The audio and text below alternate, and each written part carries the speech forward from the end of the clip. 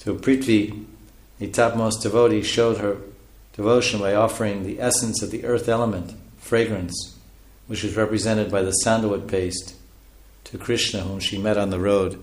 So as Kubja is actually, you could say, an expansion of Satyabhama, or Satyabhama's expansion, Prithvi, or Mother Bhumi.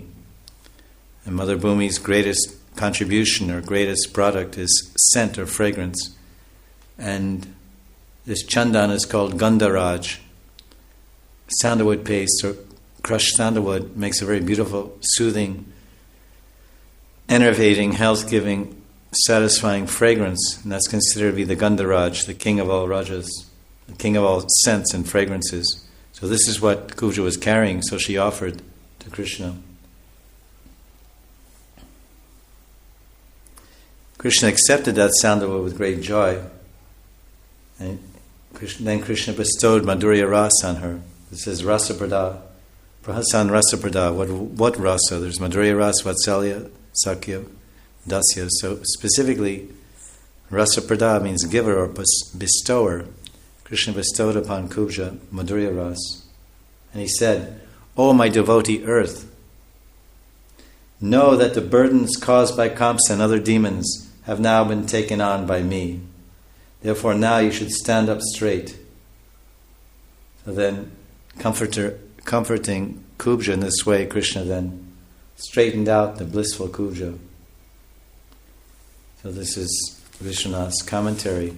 Now if we actually examine,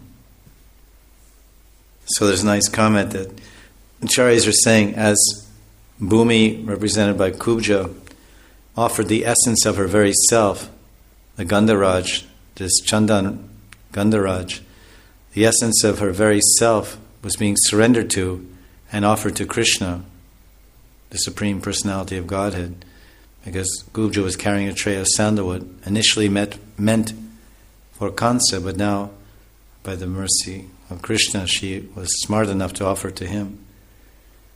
So just as she offered, Mother Bhumi, or Kubja, offered the best possible fragrance, she surrendered the essence. She not only surrendered the best possible fragrance, but she surrendered the essence of herself. She offered her very self, her body, everything she had, for Krishna's happiness. So we can learn from this that we should offer the essence of ourselves to Krishna for his pleasure. The essence of ourselves means our words, our intelligence, our body, our senses, our wealth, our Atma, our very Atma, and every atom of our being should be offered for the pleasure and happiness of Krishna. So as we see in Satyuga, when Varaha lifted Bhumi up from her fallen position, bent over position, he used his two tusks coming out from his mouth or his jaws or whatever.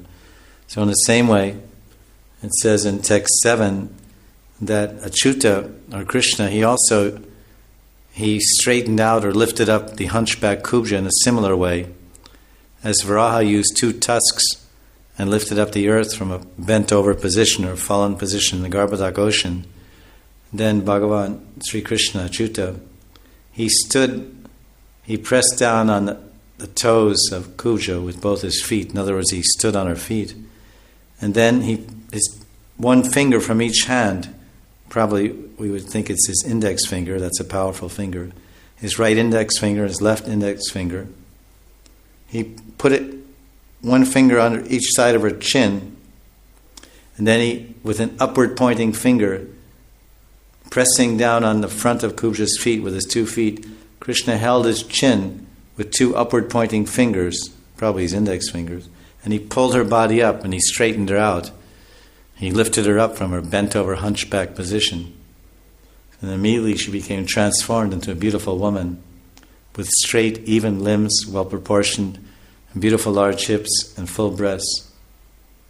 This was all happened by the Mukunda Sparshanat. Mukunda Sparsha, by the touch of Mukunda.